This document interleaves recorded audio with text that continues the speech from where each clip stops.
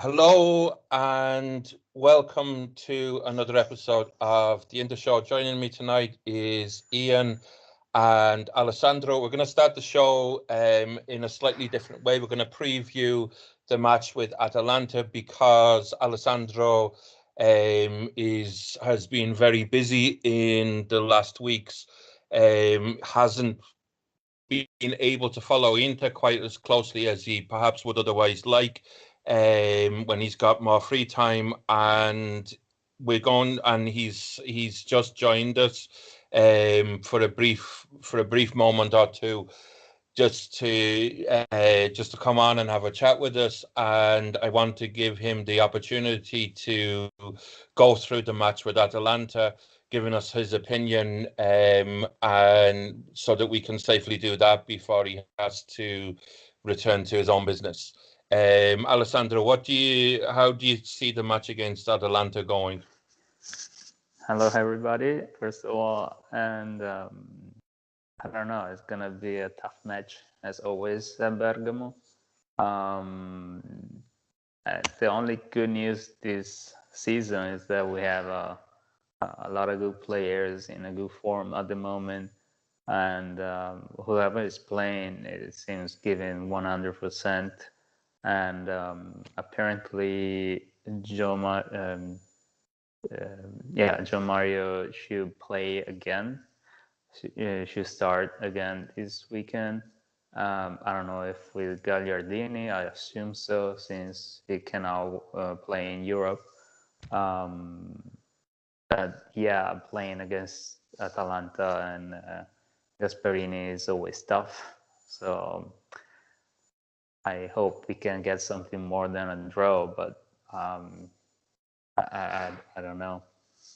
And as you're one of the few Italians that we actually have as part of the podcast team, you have perhaps the likes of myself and Ian and Anthony and Leon, perhaps have a more internationalist relationship with Inter, because obviously we've never, or to my knowledge, we've never experienced actually physically being on the ground on a day-to-day basis in Italy. I mean, we've all holidayed there, I think, and been to see Inter a number of times there. But it is different when you have the local perspective. This is a derby match. Let's call it what it is for Atalanta. This is one of their biggest matches of the season. They really have four huge matches across the season, whilst Brescia aren't in the same division as them, which takes precedence over everything else for them when they are. But as an Italian, as someone particularly from northern Italy, we know that there is a tension from the Atalantini towards Inter and towards Milan.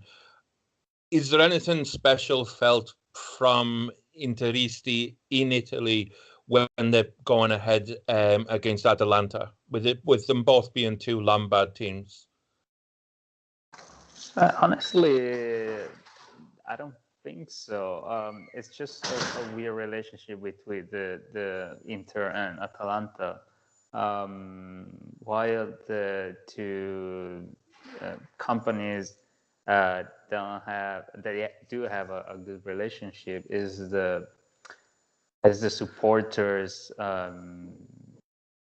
They have some kind of like personal grudge between them, but I cannot really understand the reason why. I just know every time we go there, it's like a battle. It's not like a game. I don't know if I'm too young to remember something important that happened historically there, but since I remember, there was this friction with not a good reason behind. So, and do you think that it's felt more? Do you think it's felt, say for Interisti in Italy? Do you think they feel it more when they play against Atalanta than, say, for example, if they play against Parma or Bologna or um, another team from around the country? Do they feel that local rivalry, or is it something that's really just felt from the Atalanta side? I would say it's more felt from Atalanta side. On our side, we see the games at Bergamo and Udine as really tough and usually not lucky match. But other than that, I don't think anything else. You know, it's not like we we hate them like I would say another black and white team. And we're not talking about Udinese or Cesena here, no. Not Udinese or Siena. And yeah, Atalanta is actually is actually a club I've been to see a lot. I try to get in when I go across to Italy to watch Inter. I try and get in two matches whilst I'm there, and very often Atalanta is the other team I go and see. And I have to say, I've been on the Curva, and the atmosphere is electric. I've never been to Inter against Atalanta. I have been to Atalanta against Milan in Bergamo, and it, it's a real strange kind of ground. It's really archaic. It's really iconic as well. But the atmosphere they create is very, very intimidating, and I could understand how, being an opposition player, it wouldn't be the easiest place to play. And let's be honest as well, they're a very good team currently. They're not going to be rollovers. Ian, we're kind of leaving you out a little bit. Are you confident going to Bergamo? Yeah, I'm pretty confident. With the run we're on, we're in good form. There's no reason not to be. And what about, as Alessandro pointed to, the fact that we haven't got the greatest of histories against Atalanta? I don't know. I mean, I think Spalletti would tell the players not to be looking at history. This is a fresh game. We're taking it game by game. Go out and win your game. As simple as that.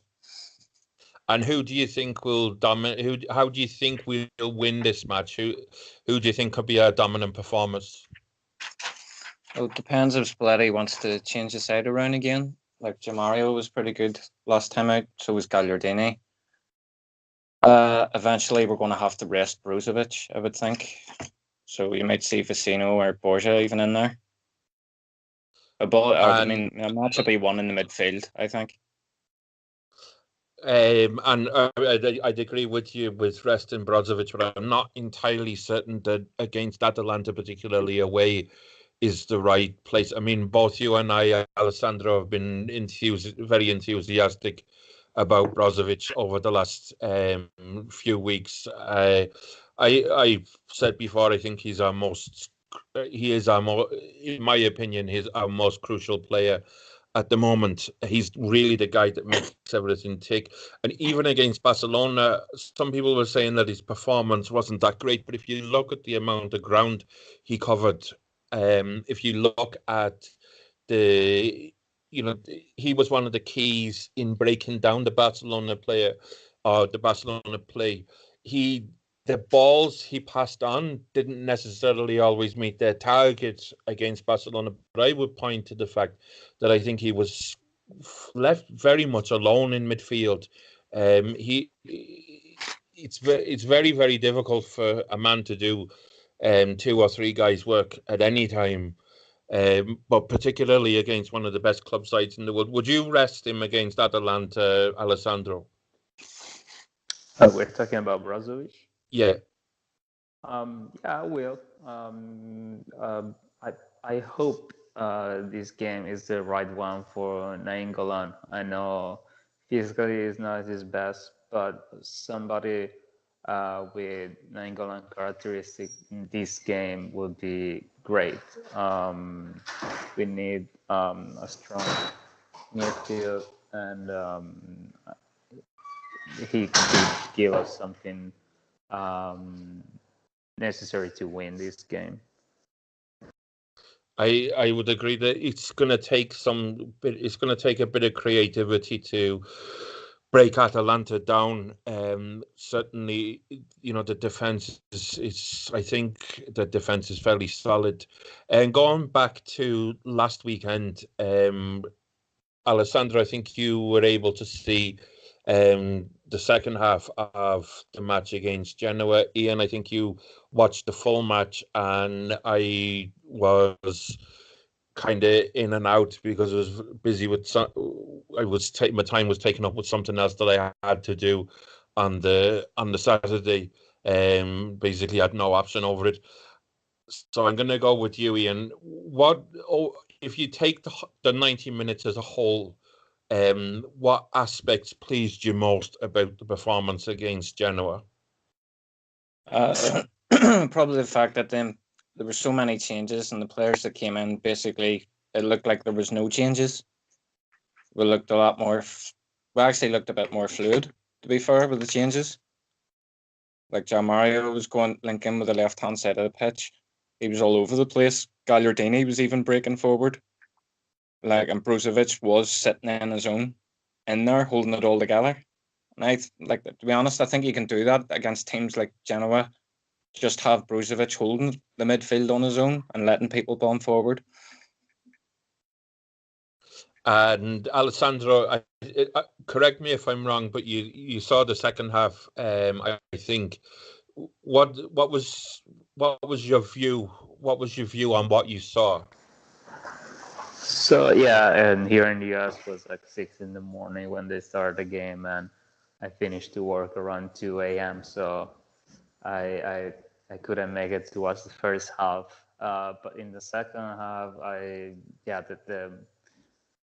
the team was playing great, and I'm really happy about Gagliardini's form. I'm glad that after being benched for so long and now being in the Europe League, in the Champions League list, he was still able to do such a good performance, and hopefully he will do the same again this weekend against his former team. And why not another 2 goals? I mean, Gagliardini was the performance that stood out most for me against Genoa. I have to say that I felt he never ever stopped. And another aspect that really pleased me was the fact that the team kept looking for goals. It never sort of let up. Even when they scored the fourth around the 90th minute, they were still looking for that fifth.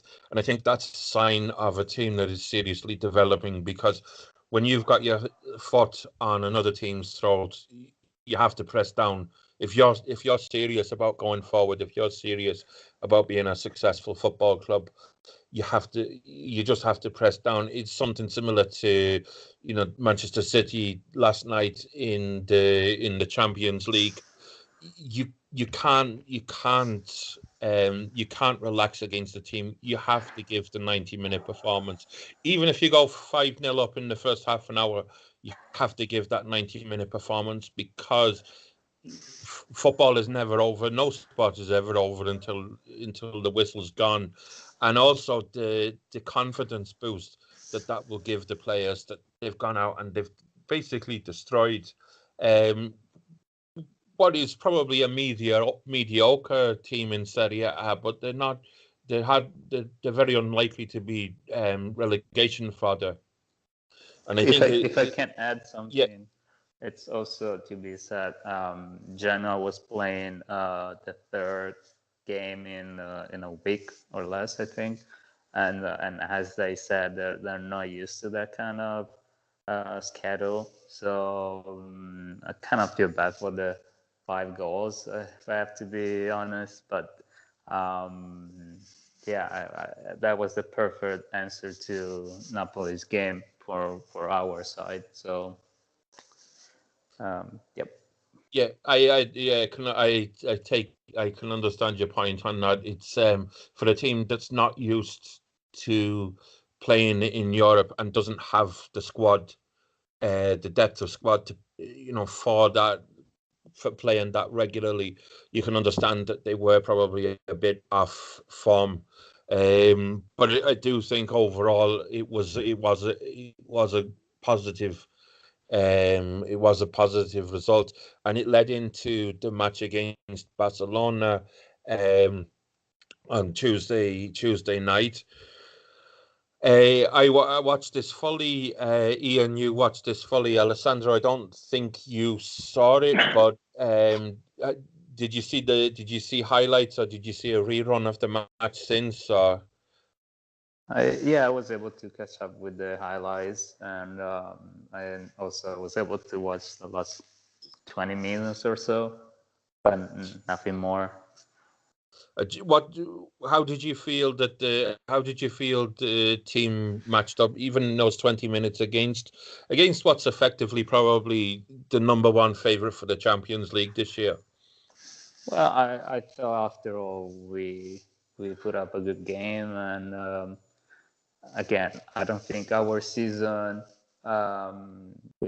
is like to be judged by these two games.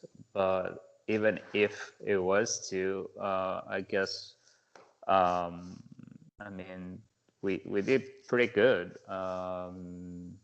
Yeah, defensively, this time we basically were able to contain them the whole game, and yeah, Icardi is just lethal. It's incredible. He has one ball and scores all the time. So this is just very good. It's a very good perspective for next year or a couple of years ahead. But we're not there yet. I doubt we're gonna go to the final or something like that. But I mean, I hope, but you never know. Yeah, I think it's important. I think it's important to keep our feet on the ground. This is a building. Still a building season, and even though we're in a situation that if we go to London and avoid defeat, we go through to the next round. We're going to finish second in the group. That's going to leave us facing probably one of the big guns. And we've got to take it in our stride. We've got to be hopeful. We've got to be positive. But I think it's already a massive positive if we can pass the group in this first season back in the European competition that really matters to a club like Inter. And also a really go on. tough. Also a really tough group. Not only the first season back, but we are really maybe the toughest group in Champions League. Ian, if I had asked you to pick out the standout performance against Barcelona, who would you go for? I think definitely be Handanovic, because he kept us in that game throughout the 90 minutes. I mean, it probably could have been 3 or 4 by half time. The other one would be Skriniar. I thought he was absolutely excellent all night. What was having, as you saw the full match the same as myself, what was your view on Brozovic's performance? Because I've already spoken about him. I thought he was slightly overworked in there. So he was, I don't know, I think he should have had more help from Nainggolan, to be fair. Although saying that, Nainggolan, he's just not fit. And you need that fitness against a team like Barcelona, because they're going to just pass the ball. You're going to do a lot of running. And looking at the way that Barcelona have basically, let's call a spade for a moment.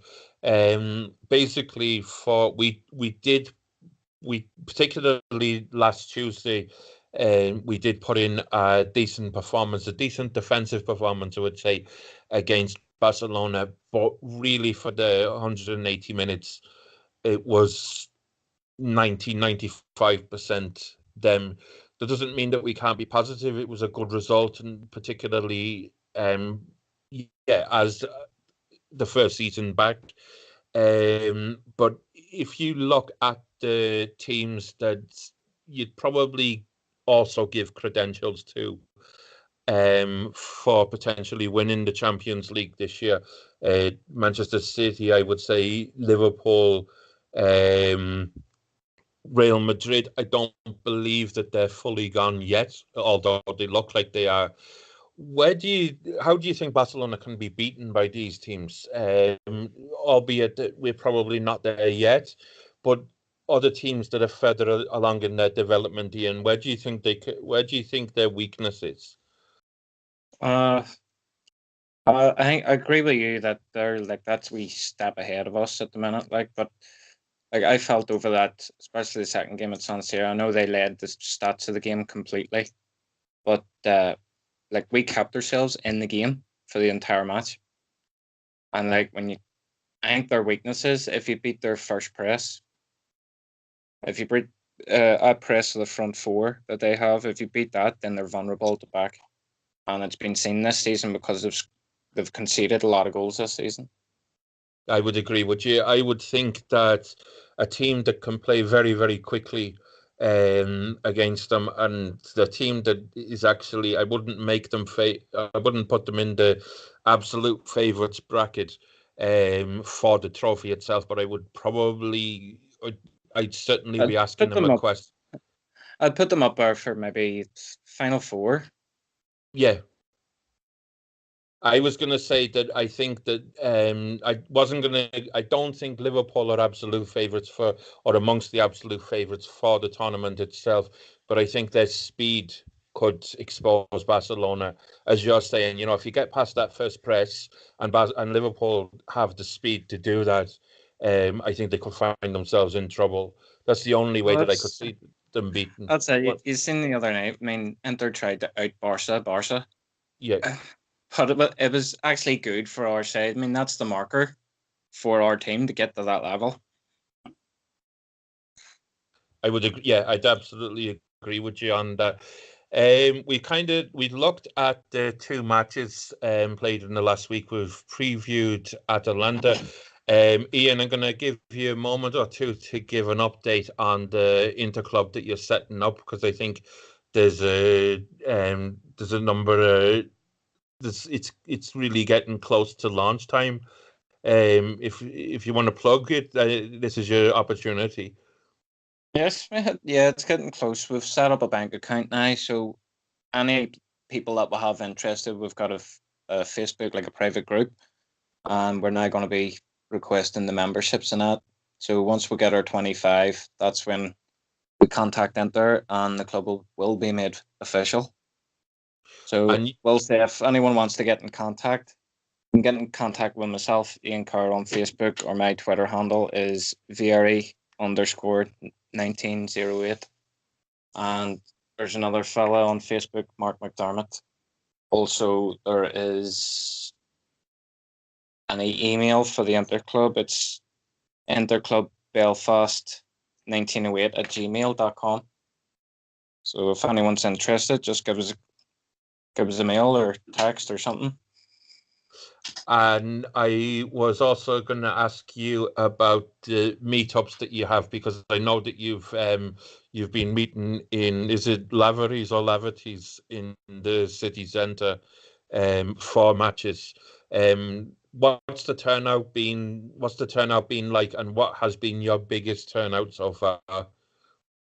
It's been pretty decent. I mean, we're getting in the teens so far. I mean, there's a lot of fellas that aren't situated in Belfast. No, they're dotted around these all over the place. Actually, we'll have a guy from Ghana there as well.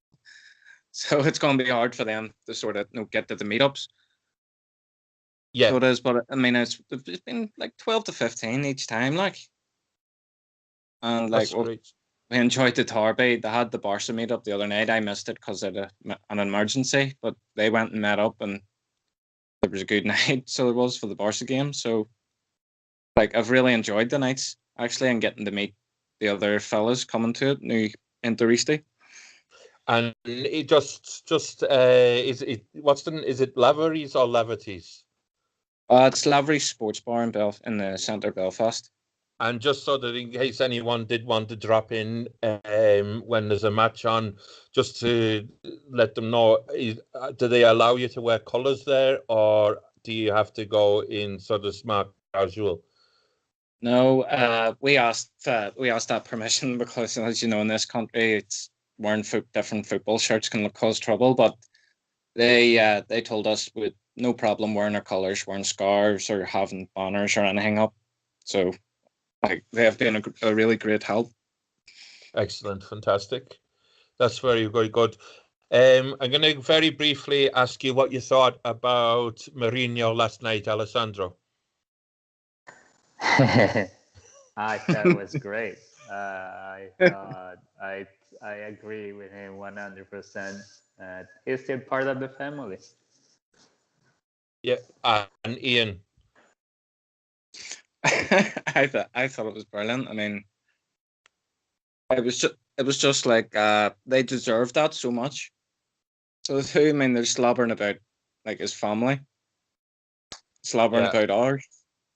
And I would agree. I mean, what did they expect? What did they expect him to do? He was always going to do something. Yeah, I mean, this is Jose Mourinho you're talking about. Exactly. You know, you know, you're not talking I wouldn't be about. surprised if that was the plan from the very beginning before the match even started. And I thought the way that Bonucci reacted really sort of showed them for what they are, because in fairness, as a club and as a group of supporters, they're happy enough to bash other clubs morning, noon, and night, and make almost a career out of doing it. But then the second that it's turned on them, Yeah, they can't take it. it's not taken. And on top of that, Alessandro reliably informed me yesterday that they have a habit of going into hibernation after a defeat. So you know, if you want to be a sports fan, in my opinion, you have to take banter, and if you You got to take it. You got to take yeah. it on the chin. If you're going to give it out, then be prepared to take it back. But I think it says everything that we need to know. Now we have to be very careful discussing this because there are legal implications. But a news story broke this week, and it's been all over the Italian sports press about the fair play regulations that there's been accusations of UEFA going easier on some clubs and harder on others. I don't think this is particularly a new story, and I think it's certainly something that we've been discussing for a long time. But it has shown signs of fire this week. Alessandro, what have you picked up? And as I said, like we won't be going into massive depths because it does have some legal implications. Totally. No, it's something we were wondering about earlier in the season, especially in the transfer season. There is definitely something fishy going on. Yeah, I mean, these two clubs in particular are doing whatever they want, basically not following any rule, and other clubs like us, we, even if we follow every rule and everything, we still don't have the freedom to do as much as we could. So I hope something more will leak soon. So I hope the truth will come out soon. I have to admit a slight bias for one of those teams. I'm not a supporter of them, but a very close family member is, and I would know a fair amount about the ins and outs of that club there, and hand on heart say that their supporters to a man think that UEFA have given them a hard time, and they're not let particularly when they go to their own stadium, they're not afraid to show their feelings on that. For example, their fans turn their backs to the Champions League anthem. So I do think that there's a lot more than meets the eye to this. I I'm I'm very interested to see what comes out of it, but I'm also pleased that something seems to be moving, because it does seem that even if you look at the way that Milan escaped their punishment, and yet we've been in this loop for years, it seems. It doesn't seem that it's being applied fairly across the board. It doesn't. It just seems that certain clubs can act in one way and other clubs can act in another, and it might be that every club is effectively being treated the same way, but it certainly doesn't look like it. And I think it's about time. It has to come to a head where UEFA actually come out and say, these are the rules, this is how we apply them, and this is uniform, or they have to scrap the thing. Ian, what's your thoughts on it? I'll have to say, when the news came out, like, I really wasn't shocked, because there's been corruption in UEFA and FIFA for decades. And then, like, people were acting surprised that it's all starting to come out. It was out there. It just wasn't official. I'll be honest, that Yeah, I expected the news about PSG and stuff like that there. I mean, you've seen the deals for Neymar and Mbappe. That was always going to draw attention. But what I was majorly pissed off with, I read a news story about Milan and their agreement that they tried to do with UEFA.